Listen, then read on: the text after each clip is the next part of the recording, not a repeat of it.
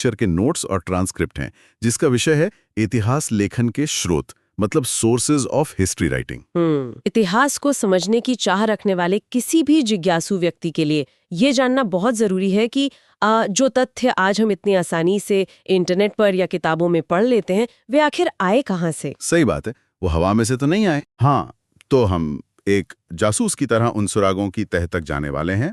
तो अगर हम इतिहास के इस क्राइम सीन की बात करें तो हमारे पास मुख्य रूप से दो ही तरह के सुराग होते हैं। हाँ, पुरातात्विक और साहित्यिक। बिल्कुल।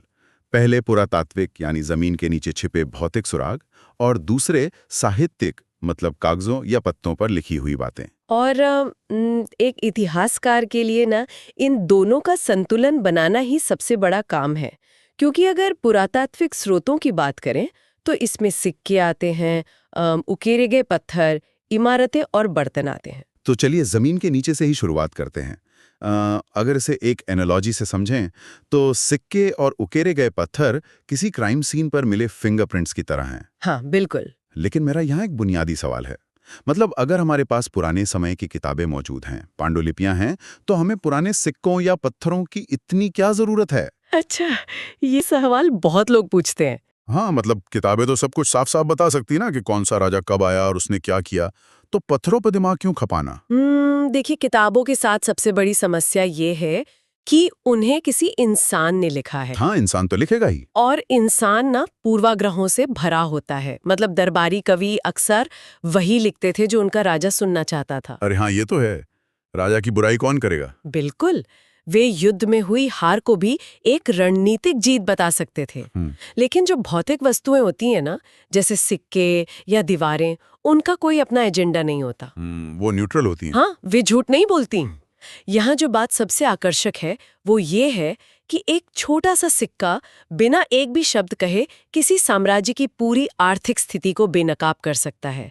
इसे न्यूमिस्मैटिक्स यानी सिक्कों का अध्ययन कहते हैं। रुको, यहाँ मुझे थोड़ा शक है। बताइए। लेकिन क्या कोई कमजोर राजा जिसका खजाना एकदम खाली हो रहा हो, वो अपनी झूठी शान दिखाने के लिए या जनता को बेवकूफ बनाने के लिए एकदम शुद्ध सोने के कुछ सिक्के नहीं डलवा सकता?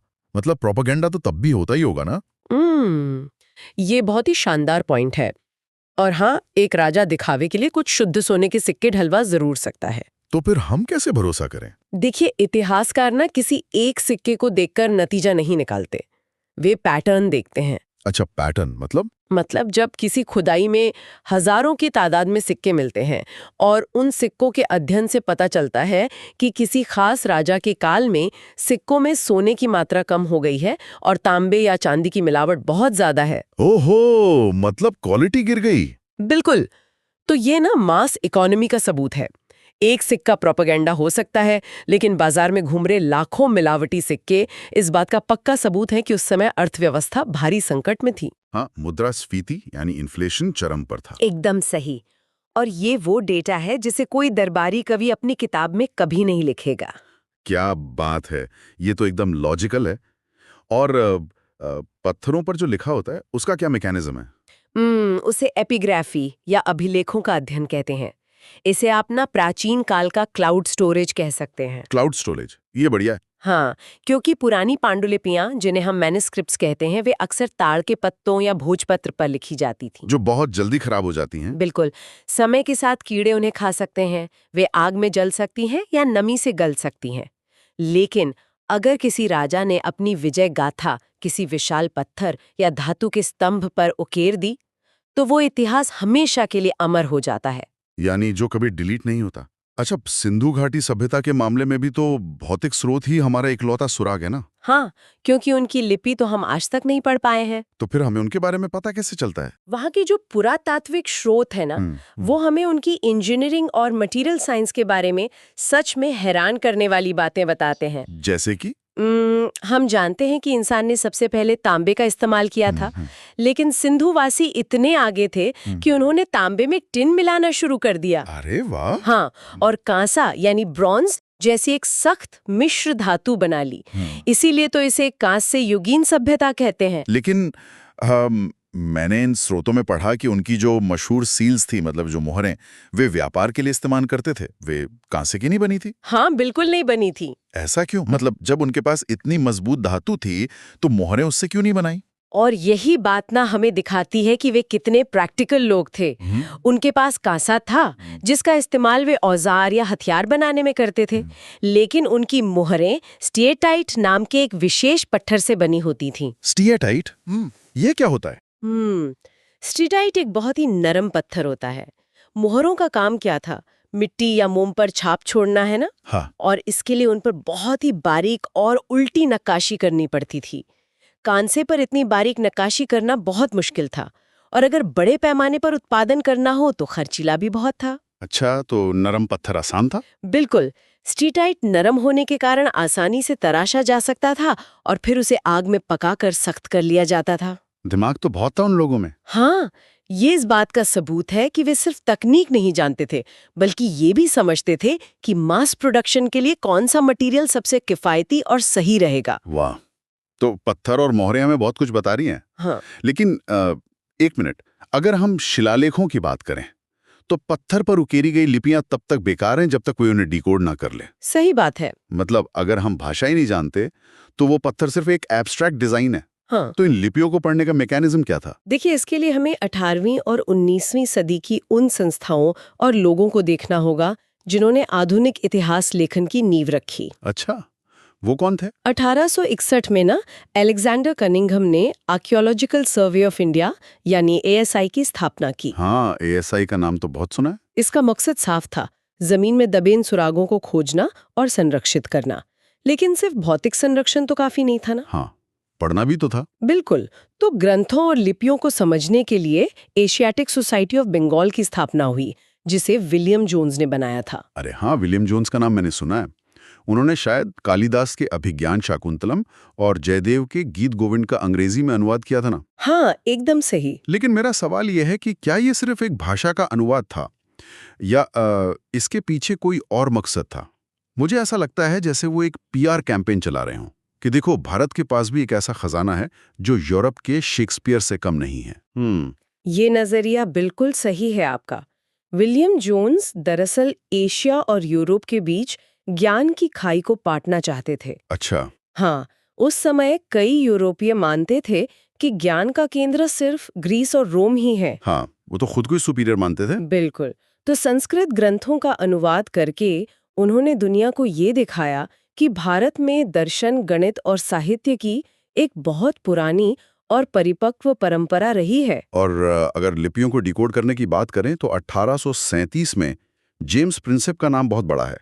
उन्होंने ही पहली बार अशोक के अभिलेखों को पढ़ा था ना? हाँ, जेम्स प्रिंसेप का काम सच में ग्राउंड ब्रेकिंग था। लेकिन क्या अशोक का पूरे उपमहाद्वीप में फैला हुआ इतना बड़ा साम्राज्य सिर्फ एक ही लिपि का इस्तेमाल करता था? नहीं, बिल्कुल नहीं।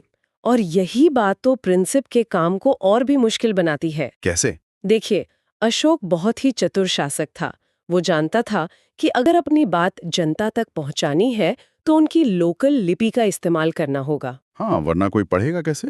बिल्कुल। इसलिए मध्य भारत और पूर्वी भारत में जो अभिलेख मिले वो ब्राह्मी लिपि में थे। ब्राह्मी, ये कैसे लिखी जाती है? ये बाएं से दाएं लिखी जाती है, जैसे आज हम हिंदी लिखते हैं।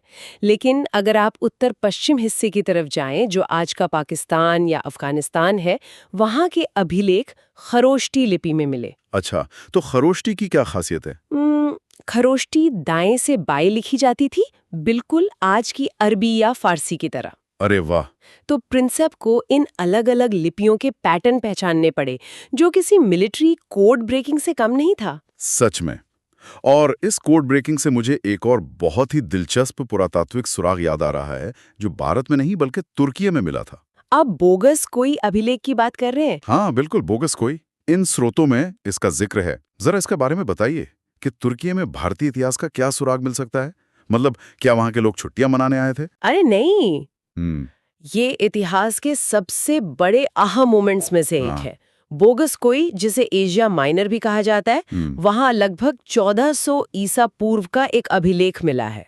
अच्छा, 1400 ईसा पूर्व, काफी पुराना है। हाँ, ये असल में हित्ती और मितानी नाम के दो प्राचीन कबीलों के बीच हुई एक शांति संधि का दस्तावेज है। ओके। एक ट्रीटी है। बिल्कुल। ओके। और सबसे चौंकाने वाली बात यह है कि संधि के गवाह के तौर पर जिन देवताओं की कस्में खाई गईं वो 4 वैदिक देवता हैं। क्या बात कर रहे हैं? कौन से देवता? इंद्र, वरुण, मित्र और नासत्य। जरा सोचिए, हजारों किलोमीटर दूर तुर्की में एक राजनीतिक संधि हो रही है और उसमें हमारे वैदिक देवताओं को गवाह बनाया जा रहा है। ये कैसे संभव हुआ? ये हमें ना प्राचीन काल के माइग्रेशन और सांस्कृतिक आदान प्रदान का पूरा मैकेनिज्म समझाता है। मतलब लोग वहां से ट्रैवल कर रहे थे? हाँ, इसका मतलब है कि या तो आर्यों की कोई शाखा वहां से होके गुजरी थी या फिर व्यापार और कूटनीति के जरिए इन देवताओं की मान्यता वहां तक पहुंच चुकी थी। लेकिन देखिए, इतिहासकार हमेशा सिर्फ ये नहीं देखते कि क्या लिखा है, तो और क्या देखते हैं? वे ये भी देखते हैं कि क्या नहीं लिखा है। अच्छा, तो इसमें ऐसा क्या था जो मिसिंग था? इस बोगस कोई अभिलेख में 4 वैदिक देवता तो हैं, लेकिन अग्नि देव का कोई जिक्र नहीं है। अरे हाँ, जबकि वेदों में तो अग्नि का स्थान बहुत प्रमुख है। बिल्कुल। तो इससे इतिहासकार ये निष्कर्ष निकालते हैं कि शायद ये वो दौर था जब अग्निदेव उतने स्थापित नहीं हुए थे या फिर उन कबीलों में उनकी पूजा का प्रचलन नहीं था। क्या बात है। ये छोटी सी बात ना हमें धार्मिक विश्वासों के विकास का पूरा क्रोनोलॉजिकल मैप बनाने में मदद करती है। ये तो एक गजब की इंसाइट है। और इसी तरह भारत में हरिशेन की प्रयाग प्रशस्ति है जो समुद्रगुप्त के बारे में है। हाँ, इलाहाबाद पिलर। और रवि कीर्ति का एहोल अभिलेख है जो चालुक्य राजा पुलकेशन द्वितीय के बारे में है। ये पत्थर पर उकेरे गए किसी राजा के सीवी या रिज्यूमे की तरह है ना? हाँ, आप ऐसा कह सकते हैं। मतलब पत्थर हमें राजाओं की विजय और उनके घमंड के बारे में तो बता देते हैं, लेकिन आम आदमी क्या सोचता था? समाज की आत्मा को समझने के लिए हमें उन नाजुक चीजों की तरफ जाना होगा जो आसानी से नष्ट हो जाती हैं। आप साहित्य की बात कर रहे हैं। हाँ, मेरा मतलब है हमारा साहित्यिक खजाना। बिल्कुल सही। साहित्यिक स्रोत तो उस समय के समाज की धड़कन होते हैं। और यहाँ मुझे स्रोतों में दी गई समय की अवधियों के बारे में ना एक छोटा सा फन फैक्ट याद आ रहा है। बताइए। देखिए, 10 साल के समय को हम दशक कहते हैं, हाँ। 100 साल को शताब्दी और 1000 साल को सहस्राब्दी या मिलेनियम। हाँ, ये तो हम जानते हैं। लेकिन एक पैमाना होता है मेगा ईयर, यानी पूरे 10 लाख साल। बाप रे, ये तो बहुत बड़ा स्केल है। हाँ, तो जब हम इतिहास को इन विशाल पैमानों पर देखते हैं तो मुझे ये सोचकर ही हैरानी होती है कि कागज, भोजपत्र या ताड़ के पत्तों पर लिखा गया कोई भी ज्ञान इतने हजारों सालों तक बचा कैसे रह सकता है। इसका जवाब बहुत ही दिलचस्प है। वो ज्ञान कागजों पर नहीं बल्कि इंसानी दिमाग की हार्ड ड्राइव में सुरक्षित था। दिमाग की हार्ड ड्राइव? हाँ, भारत की सबसे प्राचीन साहित्यिक धरोहर वेद है और वेद का अर्थ ही है ज्ञान। लेकिन वेदों को श्रुति भी कहा जाता है, जिसका मतलब है सुना हुआ। अच्छा, मतलब वो लिखे नहीं गए थे? बिल्कुल नहीं, सदियों तक ये ग्रंथ लिखे ही नहीं गए थे। लेकिन अब इंसान तो ये भी भूल जाता है कि उसने कल सुबह नाश्ते में क्या खाया था। तो हजारों श्लोकों को बिना लिखे इतने सालों तक कैसे याद रखा गया? इसका मैकेनिज्म क्या था? इसका मैकेनिज्म बहुत ही कठोर और वैज्ञानिक था। ऋग्वेद जो सबसे पुराना है उसमें 10 मंडल हैं। हाँ, 10 मंडल। इन वेदों को कंठस्थ करने के लिए ना ध्वनि, उच्चारण और रिदम के इतने कड़े नियम बनाए गए कि एक मात्रा की भी गलती ना हो। मतलब एकदम रट्टा मारना? रट्टा नहीं, एक सिस्टम था। और इसे किसी एक इंसान पर नहीं छोड़ा गया, बल्कि ये एक कॉर्पोरेट स्ट्रक्चर की तरह था जहां हर किसी का अपना स्पेशलाइजेशन था। अरे हाँ, मैंने स्रोतों में पढ़ा कि पुजारियों के अलग अलग नाम और काम होते थे। बिल्कुल। जो ऋग्वेद के मंत्रों का आवाहन करते थे उन्हें होत्री कहा जाता था। अच्छा। और सामवेद के लिए? जो सामवेद, जिसे संगीत का मूल माना जाता है, उसे गाते थे, वे उद्गात्री कहलाते थे। यजुर्वेद जो यज्ञ की विधियों पर केंद्रित था, उसके विशेषज्ञों को अध्वर्यों कहा जाता था। और अथर्ववेद के? अथर्ववेद के ज्ञाता ब्राह्मण कहलाते थे। ये विशेषज्ञता इसलिए थी ताकि स्मृति में कोई चूक ना हो और ज्ञान अपने शुद्ध रूप में एक पीढ़ी से दूसरी पीढ़ी तक एकदम सुरक्षित ट्रांसफर हो सके। वाह। और ऋग्वेद का जो 10वां मंडल है वो भी बहुत कुछ कहता है। मैंने पढ़ा है कि दूसरा से लेके 7वां मंडल सबसे पुराना है। हाँ, बिल्कुल। लेकिन पहला और 10वां मंडल सबसे नए हैं। और इसी 10वें मंडल में, जिसे पुरुष सूक्त कहा जाता है, वहाँ वर्ण व्यवस्था का सबसे पहला जिक्र मिलता है। मतलब ब्राह्मण, क्षत्रिय, वैश्य और शूद्र। सही कहा। और यह हमें बताता है कि साहित्य सिर्फ धर्म नहीं है, बल्कि वो समाज के बदलते ढांचे का दस्तावेज है। हाँ, समाज बदल रहा था। बिल्कुल। जब समाज की जरूरतें बदली, कर्मकांड जटिल हुए, तो वेदों में नए मंडल जुड़ गए। और अगर हम बौद्ध साहित्य की तरफ जाएं तो महात्मा बुद्ध की मृत्यु जो 483 ईसा पूर्व में हुई, उसके बाद भी तो ऐसे ही कुछ हुआ था ना। हाँ, एकदम ऐसा ही पैटर्न था। मतलब उनके उपदेशों को संकलित करने के लिए बौद्ध संगीतियां यानी काउंसिल बुलाई गई। हाँ, क्योंकि बुद्ध ने अपने जीवन में खुद कुछ नहीं लिखा था, वे बस मौखिक उपदेश देते थे। तो उनके जाने के बाद क्या हुआ? उनकी मृत्यु के बाद ना एक डर पैदा हुआ कि कहीं उनका ज्ञान खो ना जाए या उसमें मिलावट ना हो जाए, इसीलिए पहली बौद्ध संगीति बुलाई गई। एक बड़ी मीटिंग। बल्कि ये दुनिया का सबसे बड़ा मेमोरी रिट्रीवल प्रोजेक्ट था। बुद्ध के जो सबसे करीबी शिष्य थे आनंद, उन्होंने अपनी याददाश्त से सुत्त पिटक का संकलन किया, जिसमें बुद्ध के उपदेश थे। और विनय पिटक किसने किया? उपाली ने विनय पिटक का संकलन किया, जिसमें भिक्षुओं के लिए नियम थे। और फिर बाद में अभिधम्म पिटक जुड़ा। इन त्रिपिटकों के बिना हम बौद्ध धर्म के प्रारंभिक स्वरूप को कभी नहीं समझ पाते। सिर्फ धर्म ही क्यों, बाद में तो भारतीय साहित्य में एक सेक्युलर या धर्मनिरपेक्ष स्वर्णयुग भी आया था ना। हाँ, बिल्कुल। जैसे कालिदास की विक्रमोर्वशीयम और कुमार संभव, भवभूति का उत्तरामचरित। और हमारा राष्ट्रीय आदर्श वाक्य सत्यमेव जयते, जो मुंडक उपनिषद से लिया गया है। ये सब अमूल्य है। और अगर हम विंध्य पर्वत के पार दक्षिण भारत की तरफ जाएं, तो वहां संगम साहित्य का एक पूरा अलग ब्रह्मांड है। हाँ, संगम साहित्य बहुत विशाल है। तिरुक्कुरल, जिसे तमिल भूमि का बाइबल कहा जाता है, और तोलकाप्यम। तोलकाप्यम तो एक व्याकरण का ग्रंथ है ना, लेकिन एक व्याकरण का ग्रंथ इतिहास के लिए इतना जरूरी क्यों है? ये एक बहुत ही गहरा सवाल है। देखिए, व्याकरण का ग्रंथ ना सिर्फ भाषा के नियम सिखाता। तो फिर क्या सिखाता है? जब कोई समाज अपना एक मानक व्याकरण तय करता है, तो वो असल में अपनी एक यूनिफाइड कल्चरल आइडेंटिटी यानी एक सांस्कृतिक पहचान बना रहा होता है। अच्छा, मतलब हम सब एक हैं। बिल्कुल। तोलकाप्यम हमें बताता है कि उस समय का तमिल समाज कितना सुगठित था, उनके सोचने का तरीका कैसा था, उनके प्रेम और युद्ध के नियम क्या थे। ये सच में एक बेहतरीन नजरिया है। अब तक हमने अपनी कहानी खुद ही पढ़ ली। हाँ, पुरातात्विक स्रोतों से और अपने साहित्य से। लेकिन इतिहास तब तक पूरा नहीं होता जब तक हम ये ना जान लें कि पड़ोसी हमारे बारे में क्या गॉसिप कर रहे थे। सही बात है। मतलब किसी भी घटना की पूरी तस्वीर के लिए ना एक आउटसाइडर पर्सपेक्टिव जरूरी है। इसे आप आज के जमाने के ट्रिप एडवाइजर रिव्यू की तरह समझें। बिल्कुल, एकदम परफेक्ट एनालॉजी है। ये विदेशी यात्री ना प्राचीन काल के ट्रैवल ब्लॉगर्स थे। Travel bloggers. हाँ, वे एक बाहरी नजरिए से भारत को देख रहे थे और उनकी सबसे बड़ी खासियत ये थी कि वे किसी स्थानीय राजा के दबाव में नहीं थे। हाँ, उन्हें किसी को खुश नहीं करना था। लेकिन इन यात्रियों के भारत आने के पीछे की जो प्रेरणाएं थी, वो अलग-अलग समय पर बदलती रही है ना? हाँ, मोटिव्स बदलते रहे। जैसे पहले यूनानी यात्री आए, फिर चीनी यात्री और फिर अरब यात्री। बिल्कुल। अगर आप यूनानियों को देखें तो वे मुख्य रूप से राजनयिक या इतिहासकार बनकर आए थे। जैसे मेगास्थनीज। हाँ, चंद्रगुप्त मौर्य के दरबार में मेगास्थनीज एक एम्बेसडर था जिसने इंडिका लिखी। उसे राज्य के प्रशासन और शहरों में ज्यादा दिलचस्पी थी। और हेरोडोटस, जिन्हें इतिहास का पिता कहा जाता है, और थ्यूसिडाइड्स जैसे लोग युद्ध और राजनीति का विश्लेषण कर रहे थे। और इसके बाद जब चीनी यात्री आते हैं तो उनका टोन बिल्कुल बदल जाता है। हाँ, क्योंकि चीनी यात्रियों का मकसद राजनीतिक नहीं था, बल्कि आध्यात्मिक था। अच्छा, स्पिरिचुअल। फाहियान जो चंद्रगुप्त द्वितीय के समय आए और ह्वेनसांग जो हर्षवर्धन के समय आए, वे भारत को एक पवित्र भूमि के रूप में देख रहे थे। हाँ, तो बौद्ध धर्म के लिए आए थे ना? बिल्कुल। वे मूल बौद्ध ग्रंथों की तलाश में आए थे।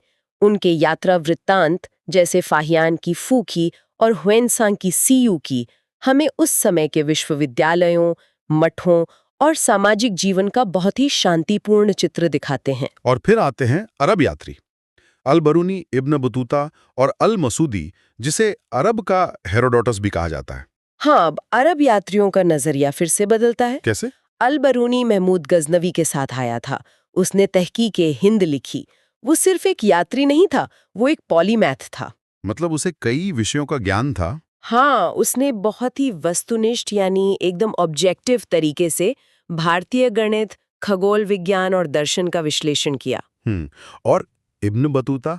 इब्न बतूता जो मोहम्मद बिन तुगलक के दरबार में रहा, उसने रेहला लिखी जो हमें उस समय के दरबार की राजनीति और न्याय व्यवस्था की एकदम अंदरूनी कहानी बताती है। ये सब तो भारत की बातें लिख रहे थे, लेकिन इन स्रोतों में ना एक ऐसे विदेशी लेखक का जिक्र है जिसका वृत्तांत मुझे सच में सबसे ज्यादा मजेदार लगा। अच्छा, कौन सा? पहली सदी में लगभग 77 ईस्वी में एक रोमन लेखक था प्लिनी द एल्डर।